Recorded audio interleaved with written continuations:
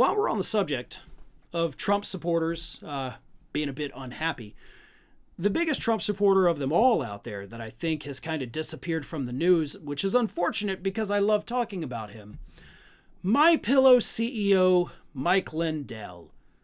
Where the hell is he gone, right? I mean, for the last 4 years, every other day, there's like a new Mike Lindell story. He's got a new wild claim. He was going to send the drones out to monitor the election. And then Trump wins, and Lindell just kind of disappears. Well, I am happy to tell you folks that he is officially back in the news, and not for a good reason. Not that Mike Lindell was ever in the news, because something great happened with him. Nope, he's back in the news because he is being sued again, this time by a law firm for not paying legal fees. But don't worry, it's not his own lawyers that he didn't pay the legal fees for. No.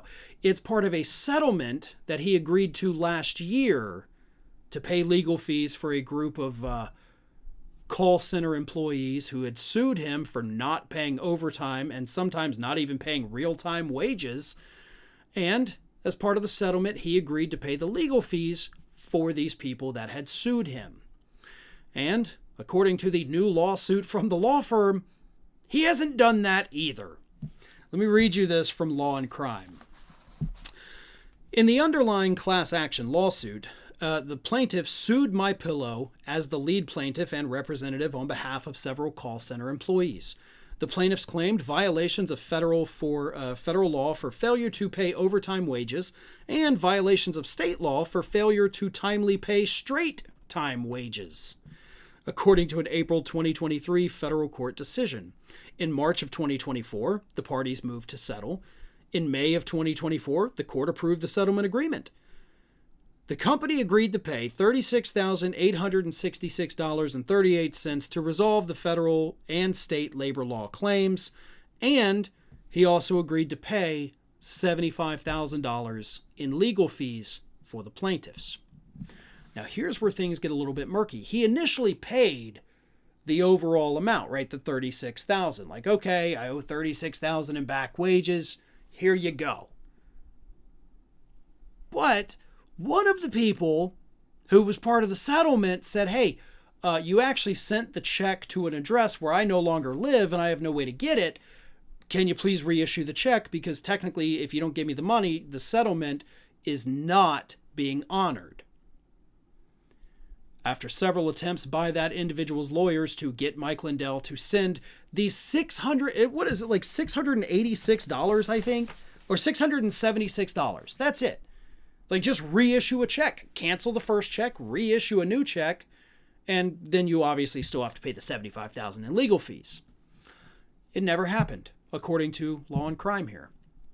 So, after multiple attempts to get the $676, that individual had to go to the law firm, who then filed another lawsuit and said, okay, you owe us the $676, you still owe us the $75,000, and by the way, because you're putting us through all this, we're going to ask the judge to tack on even more legal fees that you will have to pay us. All because you didn't want to send the initial $676 again.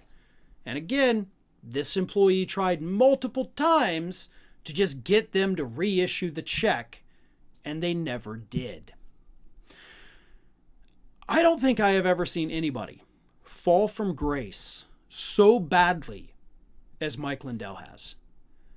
And to be honest, it is kind of sad. Like, listen, I don't like anything the guy stands for. I don't believe anything he says with regard to the elections, but he used to just be kind of the lovable goofball from the pillow commercial, hugging the pillow, and, it was fun. And from all the people that I've talked with that have met with him personally, including David, he's like one of the nicest guys ever. Now, we've seen him lose his temper a couple times on video, but in general, he's a very nice guy. I've spoken with folks, producers over at TYT who met with him, and they're like, he really is the nicest guy. So you feel kind of bad for him a little bit, because none of these, this legal problem probably would still exist, but a lot of his legal problems, and by the way, the list is almost endless, wouldn't exist if he hadn't thrown his lot in with Donald Trump and then, of course, become the election denier that everybody knows him for today. He would have still been the lovable goofball with the pillows.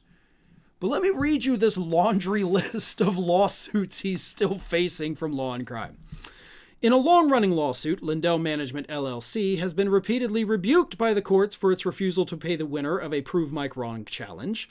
In March of 2024, a Minnesota county judge ruled against MyPillow in an eviction hearing, finding that the company owed over $200,000 in unpaid rent for a warehouse in Shakopee. In January, a judge ordered MyPillow to pay $777,000 to a delivery company. Days later came a double whammy. Another judge ordered Lindell to pay over $50,000 for a frivolous lawsuit he filed against voting software company Smartmatic. And his MyPillow-related corporate entities have sued a collection of merchant cash advance companies over allegedly usurious loans. And there is some updates on that. He is not doing well in that lawsuit because you agreed to the terms.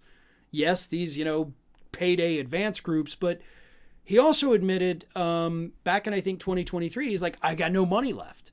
I spent it all on this election stuff and I'll keep doing it. You wouldn't have had to go to the payday lenders if you hadn't just blown all your money chasing rainbows. But that's what you did with all the election fraud stuff. You wouldn't owe that guy $5 million in the Prove Mike Wrong challenge. You did this to yourself because you were cozying up to Donald Trump. And how has he repaid you? Like, what have you gotten out of it other than a bunch of lawsuits? You're not serving in the administration. He didn't pick you to be in the cabinet. You got nothing. Your business, according to basically what you said, has been destroyed. Your life has been destroyed. Your reputation has been destroyed. Kind of like Rudy Giuliani. You did all the legwork for Donald Trump, and all you have to show for it is financial ruin. We got to take another quick break. I am Farron Cousins, in for David Pakman. We'll be right back. Well, I wrote a book after a long journey and a ton of work. I am really thrilled with how it turned out, and I hope you'll read it. The book is called The Echo Machine, and in a nutshell, it looks at how American politics got so broken, who has already figured out solutions, and how we can try to fix it and stop the terror of Trump for the next 4 years. With Trump winning this election, The Echo Machine couldn't be more relevant, not only a warning about how we got here, but also about what might be coming and how to prevent the worst outcomes. We've got to stay engaged. We need a plan, and that's what the book is about. There's a belief out there that unless you have corporate media behind you, you can't have a successful political book launch, that it's not possible. I think we can prove that wrong. Order The Echo Machine today at davidpakman.com/echo on Amazon, Barnes & Noble, Audible, Kindle, anywhere that books, ebooks, and audiobooks are sold. You can also call any local bookstore and say, please order me The Echo Machine by David Pakman. Wherever you get the book, you'll get the free pre-order perks, including the signed book plate. Head to davidpakman.com/free book stuff after ordering.